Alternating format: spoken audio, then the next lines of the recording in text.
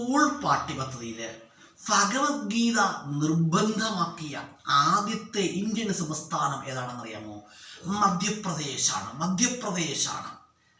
മധ്യപ്രദേശ് എന്ന സംസ്ഥാനത്തിനോട് എനിക്ക് വളരെ ഇഷ്ടമുള്ളൊരു സംസ്ഥാനമാണ് മധ്യപ്രദേശ്.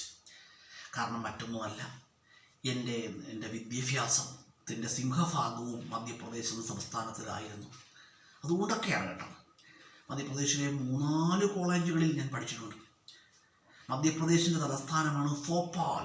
ഭോപ്പാൽ എന്ന് പറയുമ്പോൾ വലിയ നഗരമാണ്. ഇന്ത്യയിലെ തന്നെ ഒരു വലിയ നഗരം, വലിയൊരു സിറ്റിയാണ് ഭോപ്പാൽ.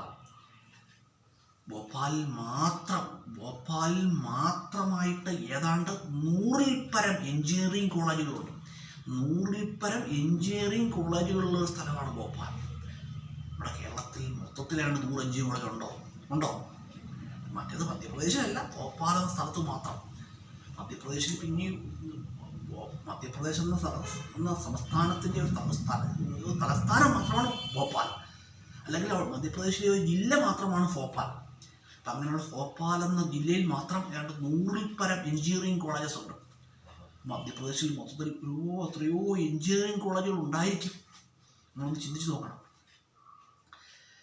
അപ്പം ഞാൻ എൻ്റെ വിദ്യാഭ്യാസത്തിൻ്റെ തുടക്കം എന്ന് പറയുമ്പോൾ ഞാൻ എൻ്റെ LKG UKG അതുപോലെ 1-ാം ക്ലാസ്സൊക്കെ ഭോപ്പാലിലാണ് പഠിച്ചത്, സെൻറ്റ് സേവിയർ സ്കൂൾ. അതുപോലെ തന്നെ പിന്നീട് എൻ്റെ higher studies BAT MCA psychology റിസർച്ചൊക്കെ ചെയ്തത് മധ്യപ്രദേശിലാണ്. അപ്പം എനിക്ക് വളരെ ഇഷ്ടമുള്ള ഒരു സംസ്ഥാനമാണ് മധ്യപ്രദേശ് കേട്ടോ. പോട്ടെ. അതുപോലെ തന്നെ സ്കൂൾ പാഠ്യപദ്ധതിയിൽ ചെസ്സ് നിർബന്ധമാക്കിയ ആദ്യത്തെ ഇന്ത്യൻ സംസ്ഥാനം ഏതാണ്? തമിഴ്നാടാണ്. ഒരു സ്കൂൾ പാഠ്യപദ്ധതിയിൽ സ്പോർട്സ് നിർബന്ധമാക്കിയ ആദ്യത്തെ ഇന്ത്യൻ സംസ്ഥാനം ഏതാണ്? കേരളമാണ്.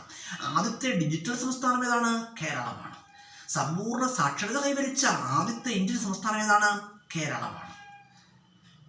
അതുപോലെ തന്നെ സമ്പൂർണ്ണ സാക്ഷരത കൈവരിച്ച ഇന്ത്യയിലെ ആദ്യത്തെ പട്ടണമാണ് കോട്ടയം. സമ്പൂർണ്ണ സാക്ഷരത കൈവരിച്ച ഇന്ത്യയിലെ ആദ്യത്തെ ജില്ലയാണ് എറണാകുളം. എറണാകുളം. മന്ത്രിമാർക്കെല്ലാം വെബ്സൈറ്റ് ആരംഭിച്ച ആദ്യത്തെ ഇന്ത്യൻ സംസ്ഥാനം ഏതാണ്? കേരളം.